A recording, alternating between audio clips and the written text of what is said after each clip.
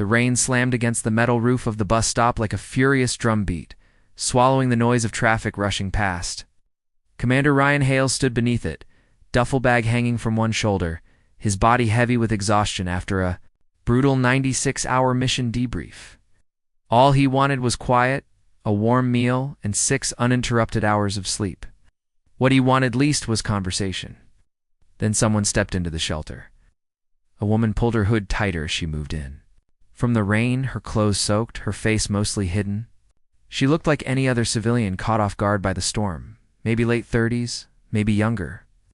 She carried only a small black backpack that seemed oddly light for traveling in weather like this. Ryan glanced at her and then looked away, but something about her stance unsettled him. She stood with an easy balance, shoulders aligned, feet planted, relaxed, yet precise. The kind of posture that came from training. He brushed the thought aside. Civilians could stand straight too. Rough weather, he muttered, more out of courtesy than interest. Storms pass, she replied gently, her voice calm, almost reassuring. Yet there was something about the way she spoke, measured, centered, that tugged at Ryan's instincts. He turned slightly to get a better look, but the dim street lights and heavy rain obscured her features. The bus arrived with a sharp hiss of air and screeching brakes. They boarded along with a handful of other passengers. The woman took a seat by the window. Ryan sat across from her, intending to sleep, but his mind refused to settle. A faint unease kept pressing at him. When the bus jolted over a bump, her hood slipped just enough for him to see it, a thin, pale scar running diagonally along her jaw. Old, clean. He had seen scars like that before. Combat, not an accident. Not long. Day? He asked, curiosity creeping in. She gave a faint smile. Tch, long life. The answer was strange, but delivered with such composure that it shut down his next question. Rain battered the windows as the bus rolled forward. Minutes later, a flash flood forced the driver to detour. Passengers groaned, irritation spreading. Through the bus, the tension thickened, and a child began coughing violent, uncontrollable gasps. His mother panicked, crying out for help. People froze, unsure what to do. The woman moved instantly. She was on her knees beside the child in seconds, calm and focused. She checked his breathing, cleared his airway, and spoke with authority. That sliced through the chaos. Open the window slightly. He's having a breathing spasm. Keep him upright, and without hesitation. Ryan, get the driver to stop. Ryan went cold. She knew his name. He didn't remember giving it to her, but instinct took over. He signaled the driver. The bus pulled over. Within moments, the child's breathing steadied. Whispers rippled through the bus. Confusion, awe, questions. Ryan stared at her. He'd seen medics work under pressure, but she moved like someone who had done this countless times. Someone trained to take control without raising her voice. Someone military. As she returned to her seat, Ryan followed, suspicion tightening his chest. "How did you know who I am?" he asked. She met his gaze, unflinching. "You've led 7 operations under the Joint Maritime Task Force, call sign Falcon, commended, twice for saving civilian lives. Knowing who you are isn't difficult." He blinked, stunned. That information wasn't public. "Then who are you?" he asked quietly.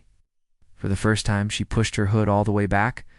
Her face was strong, etched with resolve and familiarity. Ryan had seen it before years ago in a headquarters hallway lined with portraits of high-ranking officers.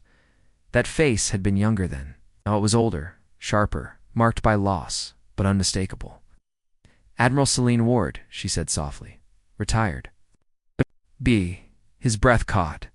Admiral Ward, the woman who had commanded 3 international fleets, orchestrated crisis rescues across continents, and become the youngest admiral in her division's history.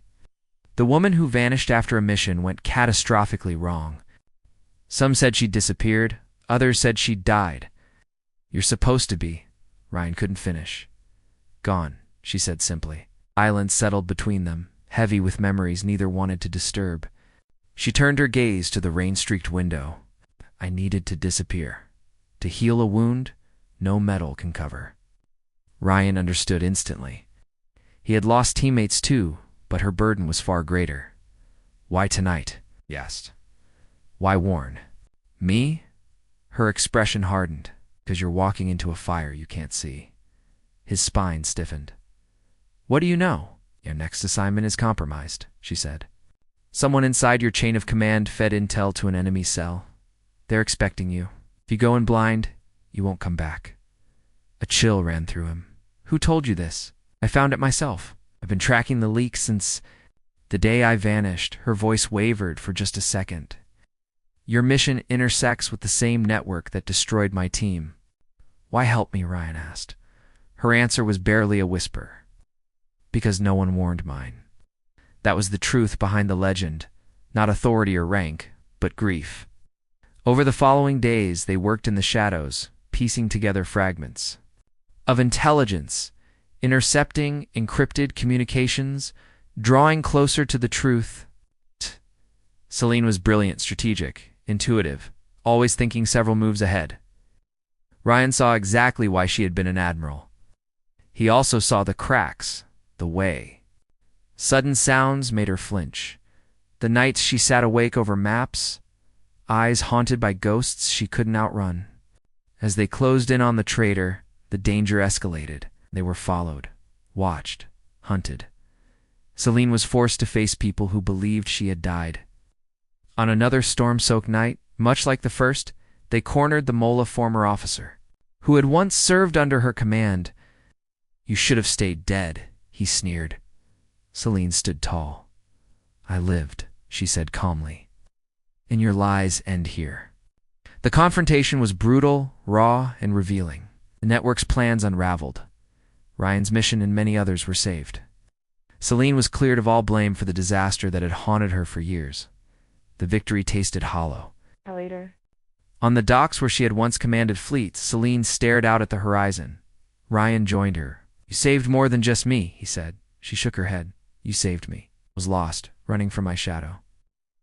He smiled, then don't. Disappear again. The world still needs leaders like you. Her eyes glistened.